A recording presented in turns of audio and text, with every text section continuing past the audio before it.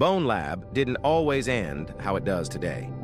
Early on in BONELAB's development, an original ending was scrapped, as the addition of modding required them to leave the end more cheerful and open. But there are remnants of this original ending in the files, as well as accounts from developers as to what it might have been like. This is a synopsis of what we know. Originally, instead of entering the level home from Ascent, we would instead wind up in an unnamed level, which was a destroyed version of the village from the game's opening. This village would have had a somber ambient track and be mostly devoid of enemies, besides a few crablets. The level was focused on exploration rather than combat. After some time, the simulation would start breaking.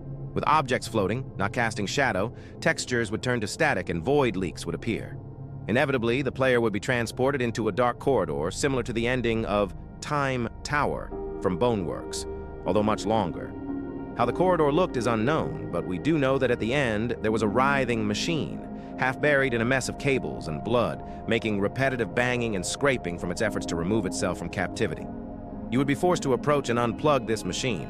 When you finally did, the level would fall silent, a monitor would flicker to life, and the credits would begin to play. It is unknown what this original ending entailed exactly, but many assume connection towards B-Side or another future SLZ title. Let me know what you think in the comments, and be sure to like for more BONELAB content.